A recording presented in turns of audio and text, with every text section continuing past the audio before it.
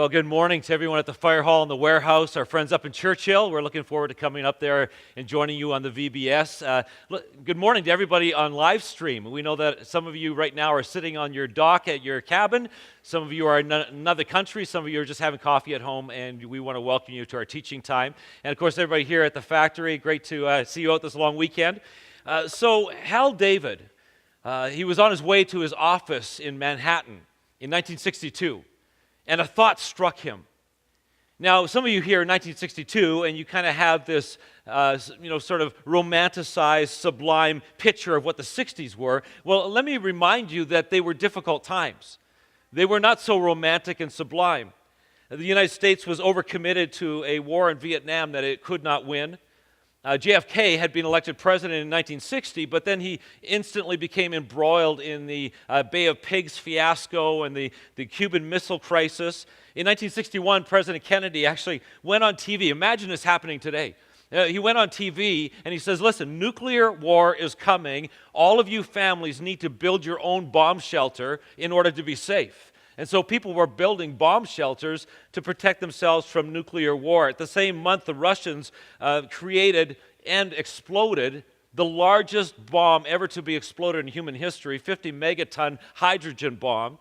But the conflict was not just on the ground between the U.S. and Russia, it was also in space. And there was this crazy space race going on, and each side believing that whoever won this race would then put nuclear missiles into space and dominate the world. At the same time, racial tension was reaching a boiling point. And you had a decade of riots and protests and murders and assassinations as the African Americans in the United States in particular were challenging the whites-only buses, the whites-only restaurants, the whites-only drinking fountains and movie theaters. And it was all of this swirling around Hal David's mind when a thought struck him. And the thought was this: what the world needs now, what the world needs right now like never before is love, sweet love. It's the only thing that there's just too little of. Now, Hal David would go on to write songs for movies. He would become inducted in the Songwriter Hall of Fame. He would get a star on Hollywood Boulevard. But on this day, he was just simply trying to finish a song and make a living. And so he continued to write, and he thought, you know what I need to do in this song is I need to create a juxtaposition. I need to create an antithesis. I need to create some tension. And so he jotted down the words, the next line: we don't need a plane to fly faster. We don't need a submarine to go deeper. And he looked at these words. He said, no, that's not right. So he scribbled them out. He set the song aside for a couple of months, and then he picked it back up, trying again to figure out what are the next lyrics. Nothing was coming. He set it aside for a couple of years. And he kind of reasoned in his mind. He said, the song is a prayer. It's a plea to God. What we need is love. And yet what I'm writing in this tension thing isn't working. And he went on to tell a reporter, I needed something to compare it to, and everything I thought of had nothing to do with the person I was talking to, which was God. It took more time to write these lyrics than any other lyrics that he ever wrote. But finally, one day, it hit him in the middle of the 60s, sometime after the assassination of JFK, and the world was going increasingly crazy. It hit him that the antithesis needed to be based on nature and what God had given us. So he wrote these words: Lord, we don't need another mountain. There are mountains and hillsides enough to climb. There are oceans and rivers enough to cross, enough to last till the end of time. And when he wrote those words, he went, I got it. I finally nailed it. And he took the words to a composer friend, and they wrote the words. They shopped the song around. Nobody wanted it. Finally, they found a lady named Jackie DeShannon who said she would record this. And later that summer, it went to number 7 on the U.S. Hot 100, and in Canada, it went to number 1. It turned out to be a hit. Well, this idea of contrasting love, what we don't need, what we do need, what love is, what love isn't, wasn't original to Hal David. In fact, the Apostle Paul, writing to the Corinthian church, uses this very technique 2,000 years ago, saying, here's what love is and here's what love isn't. And he said, hey, what this world needs now, he was saying to the Corinthian church, what this world needs now, what this church needs now, what your family needs now, what your life needs now, like never before, is a little more love. Now, as I was studying this challenge and these words in 1 Corinthians chapter 13, the thought struck me that as I was reading these words, I thought, wow, I don't think we really know what we're handling here. When we look at this passage, I don't think we really know what these words are. And I got a whole new perspective on them. A couple of years ago, there was a family in China who lived in China, and they were visiting another part of China. They were on holidays. And towards the end of their vacation, the kids dragged the parents into a pet store. And of course, worst case scenario, there's this beautiful, amazing little puff of fur, a puppy, and the kids are like, we got to have this puppy, and it's irresistible, right? And the shop owner said, well, I don't know if you want this dog, because this dog is a Tibetan Mastiff, which is going to grow to be about 150 pounds. I mean, this thing is going to be massive, and they're kind of ferocious, and they're really guard dogs, but they're huge. And the family said, well, actually, where we live, it would be great to have a superior guard dog. So yeah, they gave in and they bought this little puppy. They traveled back to their home, and they began to get used to this little puppy. And right away, they were very impressed with this puppy. Because, first of all, this puppy didn't bark. I mean, this thing never barked. It was awesome, just nice and quiet. And man, could this thing eat. I mean, 2 bowls of noodles and a bowl of fruit when it was little, and as it got bigger, 2 pots of noodles and a massive pot of fruit every day.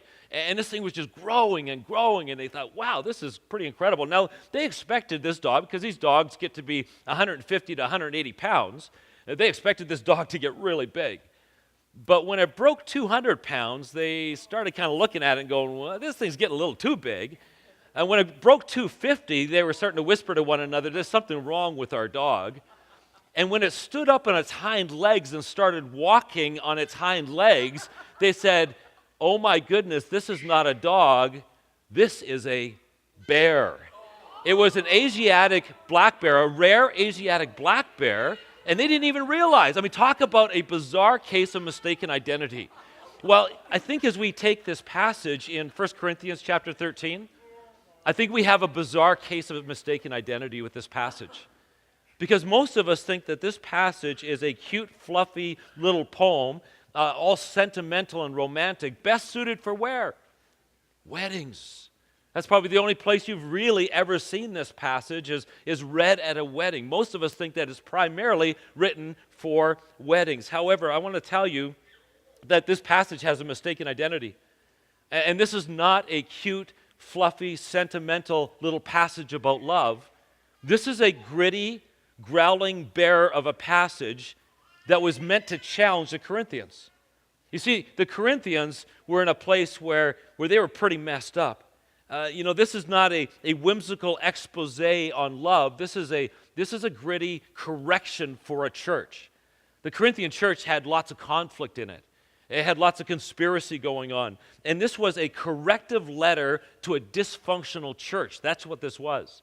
And just for an example, we know from history that the Corinthian church was full of quarrels in the church. There was fights going on.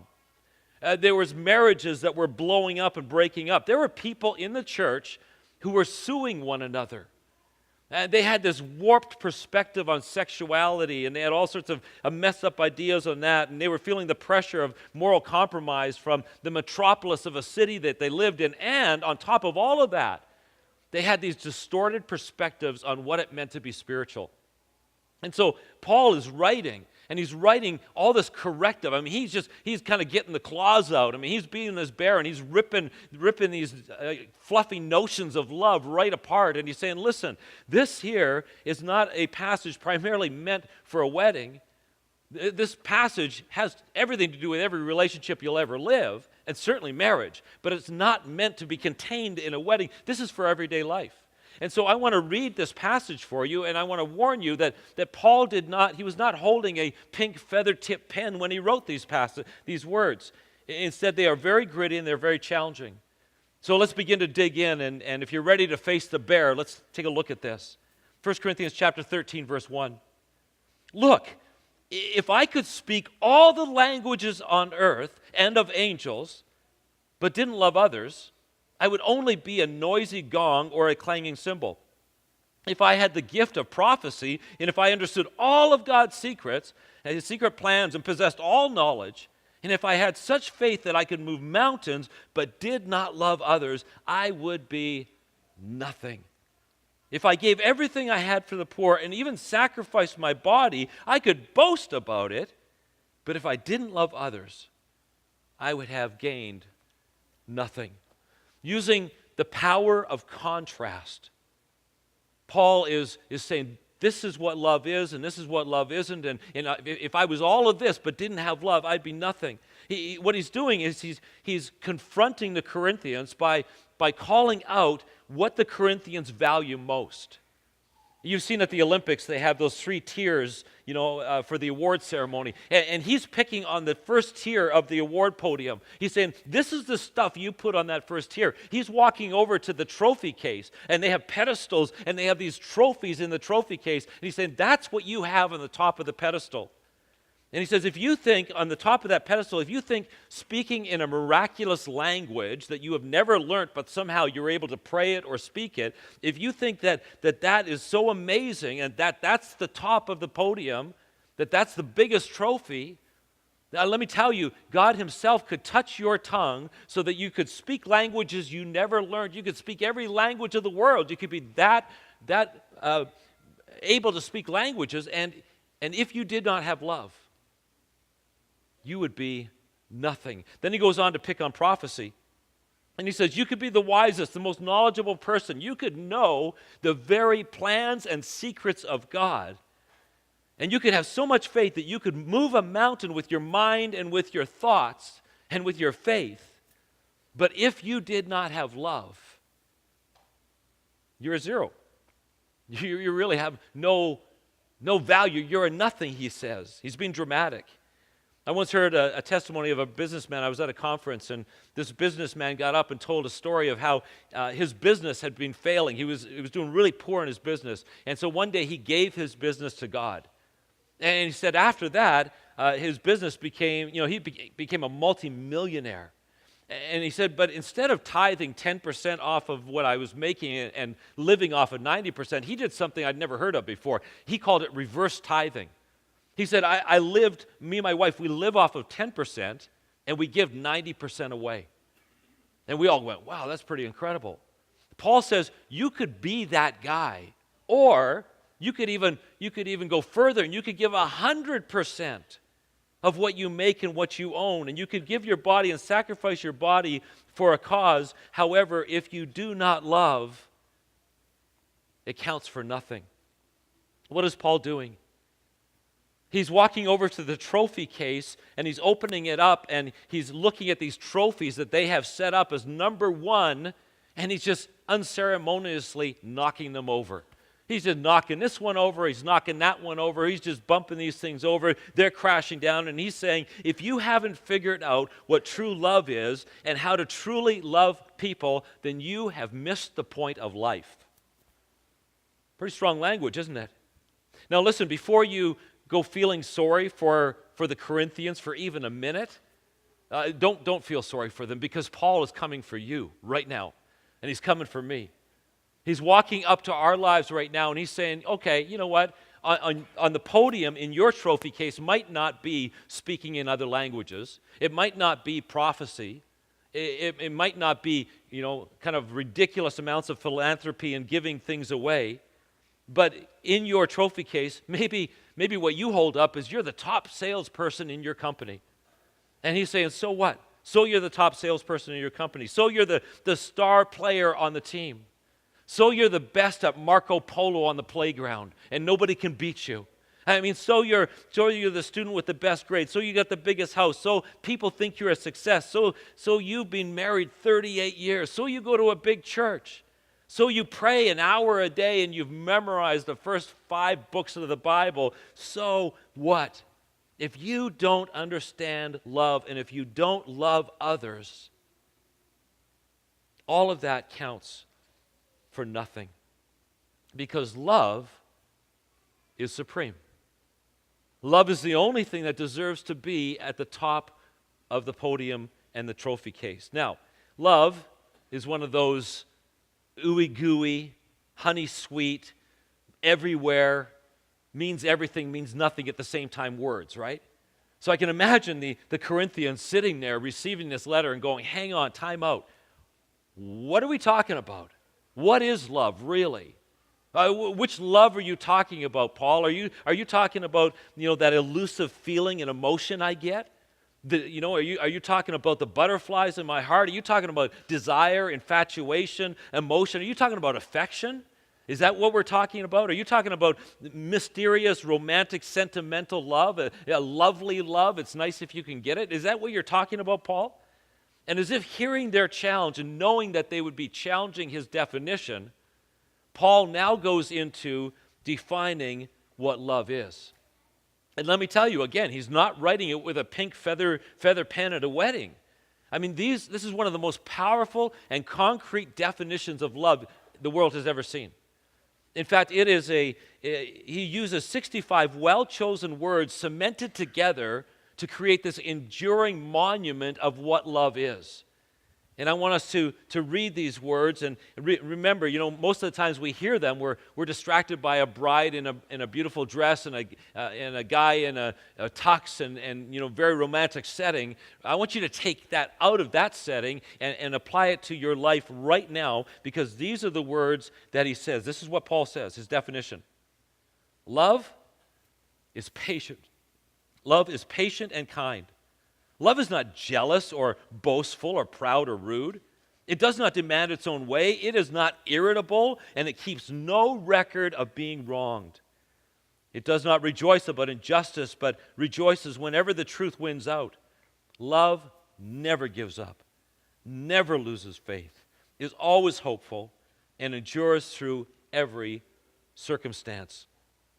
The reason Paul is making such a big deal of this is because for most of us, that's not how we're wired. In fact, I would say none of us are wired to really understand this kind of love. If I was to take these 65 words that he uses and boil them down, what would be left in the bottom of the pot would be, I believe, a little phrase or a summary that would sound like this. Love is losing so someone else wins. Love is losing so someone else wins, and there's nothing in the way our sinful nature is wired that likes that. There's nothing in the way our sinful nature is wired that gets this or is any good at this, because we are wired simply to make sure that we win. In order to fulfill this kind of a definition, it requires a complete heart transplant. It requires a transformation of the soul to truly love other people. It's what the world needs now, it's what the world needs most, and yet it's what we find most difficult to actually love in a way where we are willing to lose so that somebody else wins. So this last Thursday, I spent the day studying these words. I was immersed in love.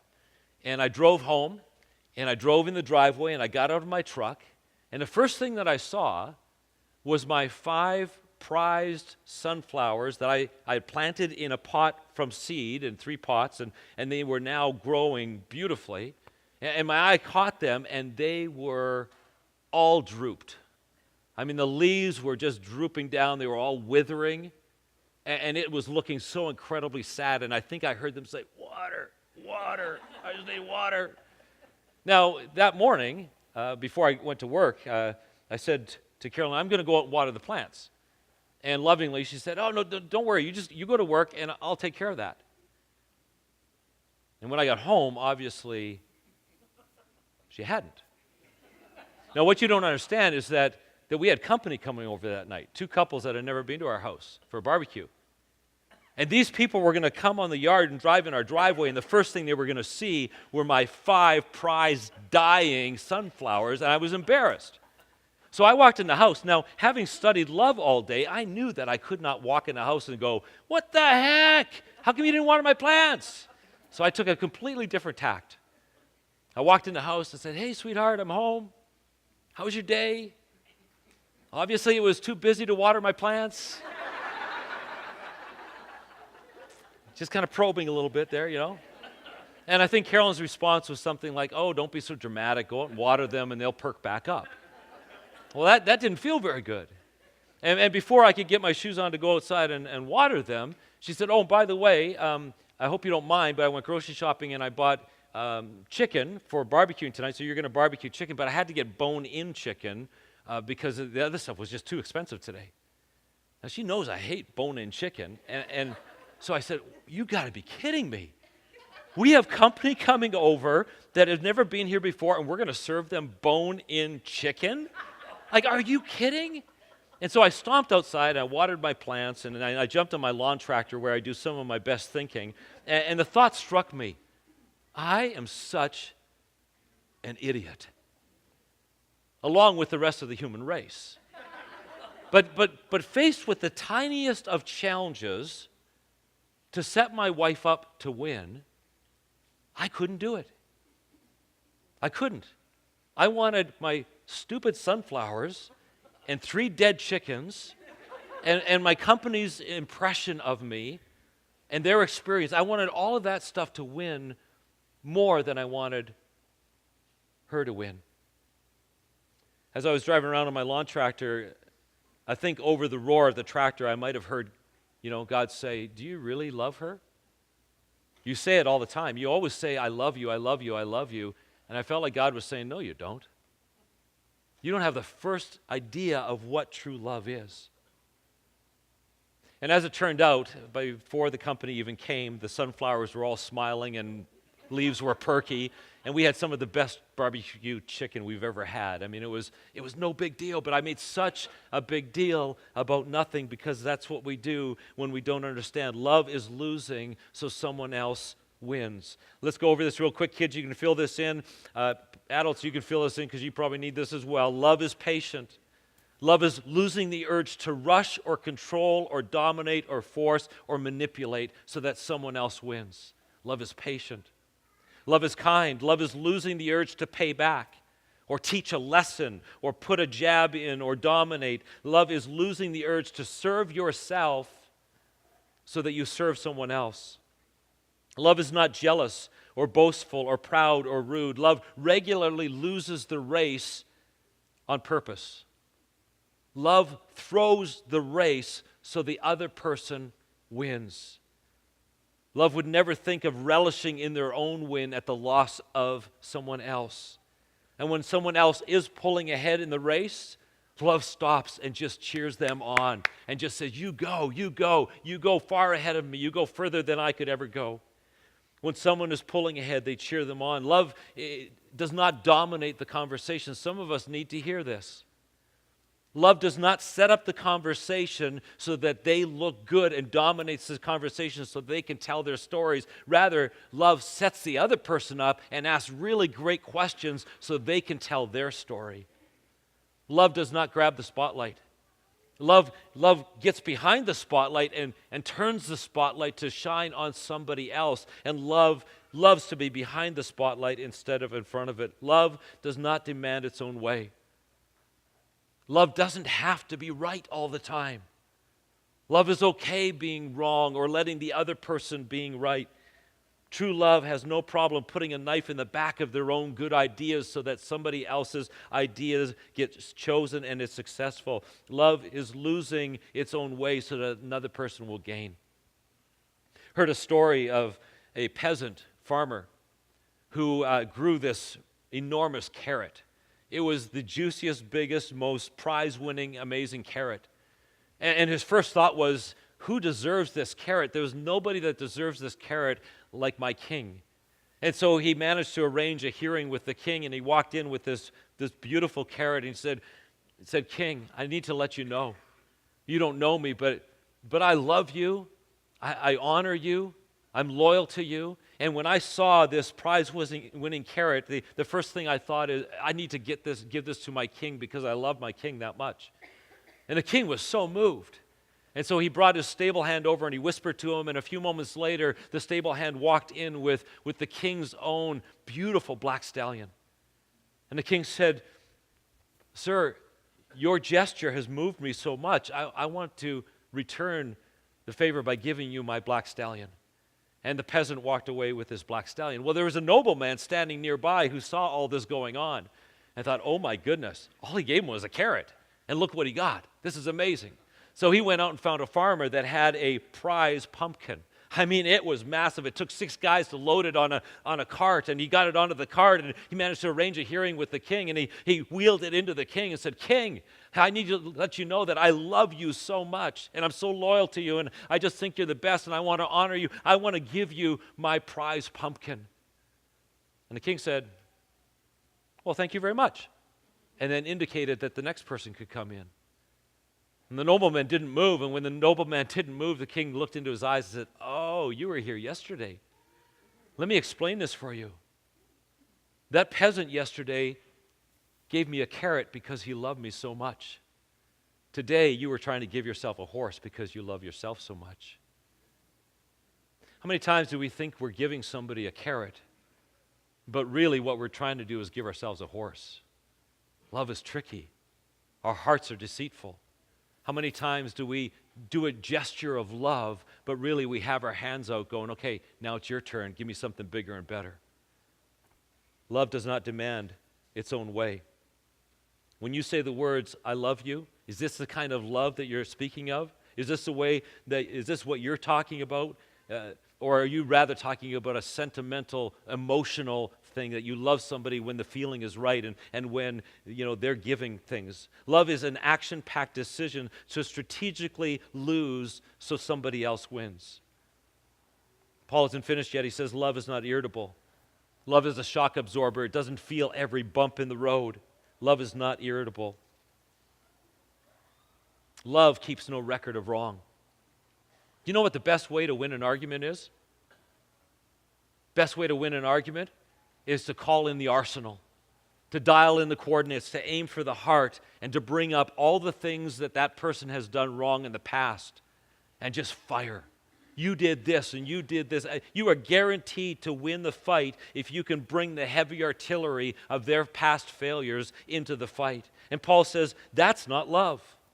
Rather, love walks over to the weapon depot and blows it up and says, "I will not bring up your past failures. I will not rub them in your face. I refuse to use that heavy artillery on your heart because I love you that much."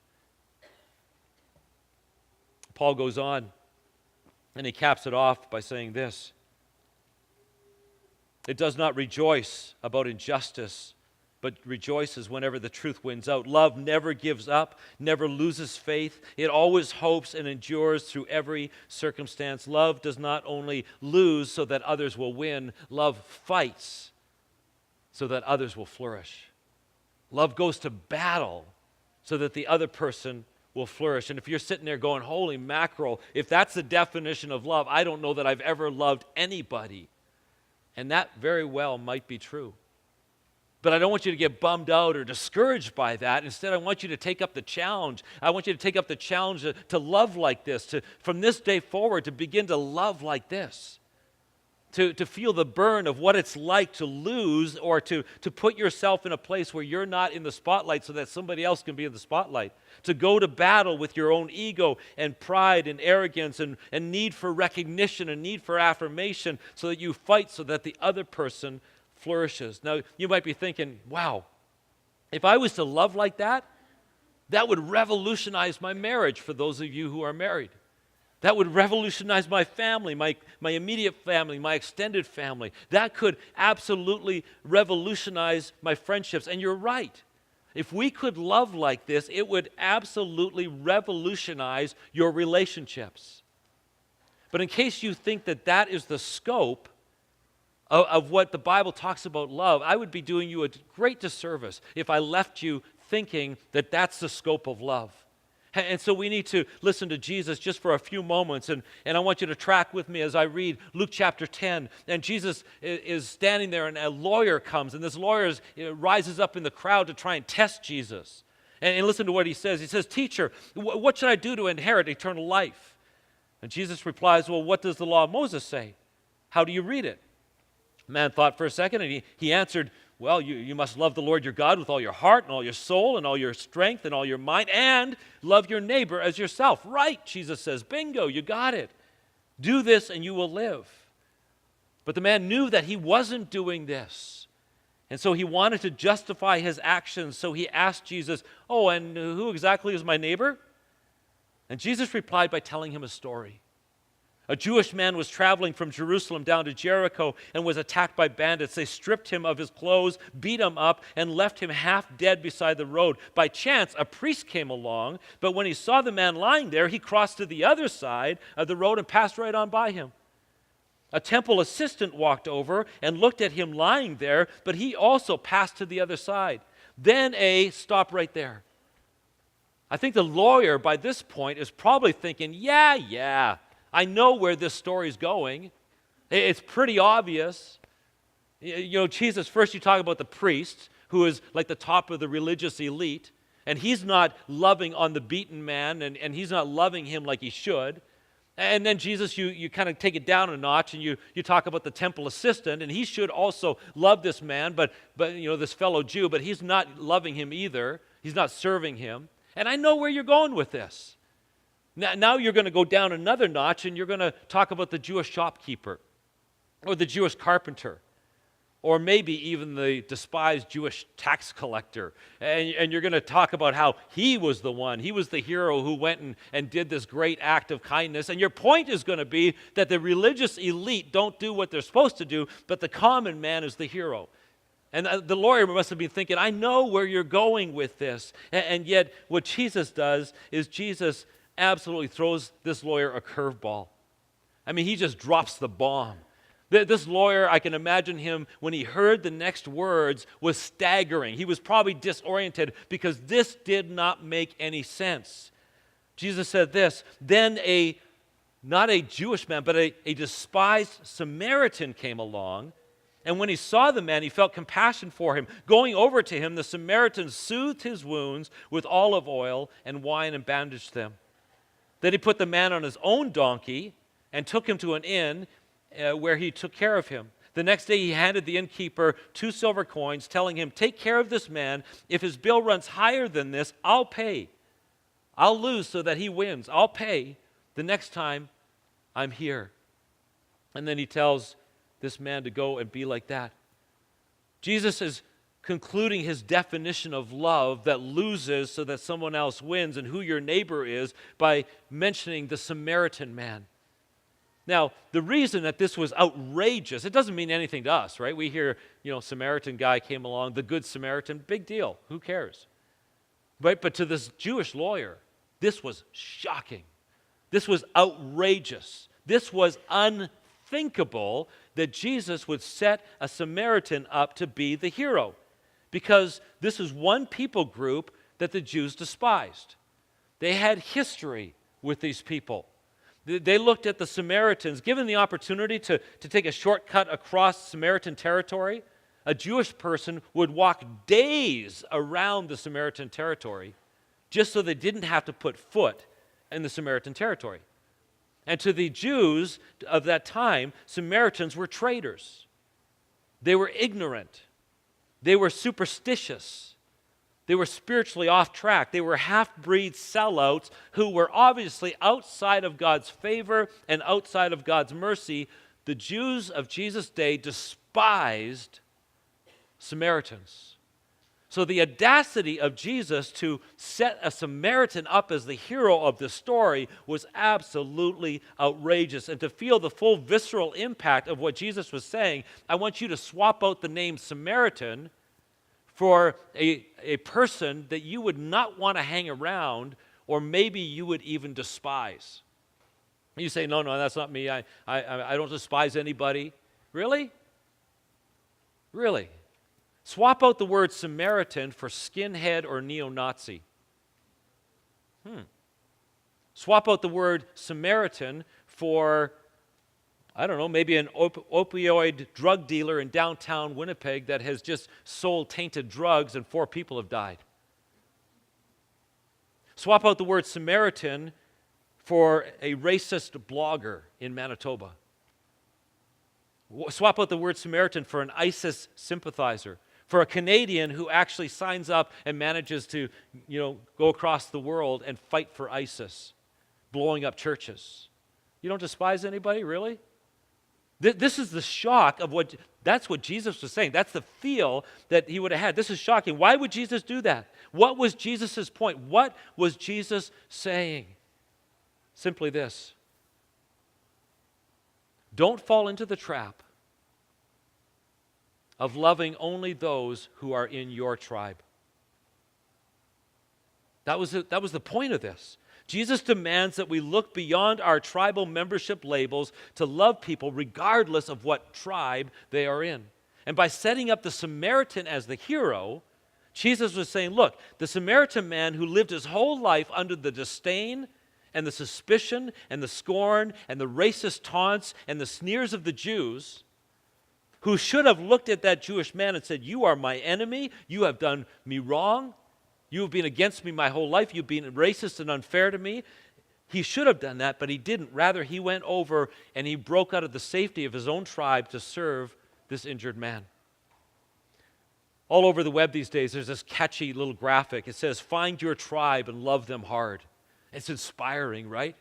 Find your people, find your tribe, find your community, and love them hard. Guess what? Jesus didn't write that. Jesus wouldn't write that. If Jesus got a hold of that graphic, he would say, find someone who isn't in your tribe and love them hard. Because most of the times, we don't love somebody. We're very, very guarded, aren't we? Most of the times, we don't love somebody unless we know that they're in our tribe. And so we kind of probe. Are you liberal, NDP, conservative, Green Party? Who do you support? I want to know that first before I'm fully going to accept you and love you. What are your views on some controversial issues? What are your views on abortion? What are your views on gay marriage? What are your views on homeschooling and public schooling and Christian schooling? If you were in the States, who would you vote for? Who would you have voted for, Hillary or Donald? I want to know that before I fully accept you or love you. I want to know what your views are. Are you for or against legalized cannabis? Are you for or against physician-assisted deaths? And most importantly, do you believe in God? Do you believe in God? Are you a Christian or are you an atheist? Or are you of some other religion completely? I want to know these things before I fully will love you. And I want to check you out before I'll show you love. And yet Jesus is saying in this passage, love everyone always, regardless of what tribe they're from, regardless of their political view, regardless of their view on these controversial issues. The first thing, top of the pedestal in the trophy case, has got to be love. Love everyone always. And just to make sure that we don't miss the point, and let me wrap up with this, Jesus says this in John 13:34, so now I am giving you a new command, love each other just as I have loved you. You should love each other. How did Jesus love us? Jesus lost so that you could win. Jesus fights so that you could flourish. And long ago, Jesus loved you even though you were part of a different tribe, regardless of what tribe you're part of. In fact, the Bible is very, very clear that you are part of the tribe of enemies of Jesus. While we were nailing Jesus to the cross, he was loving us. This is going to be one of the hardest things you do. And I will guarantee you that before 2 hours pass after this service, you will be tested.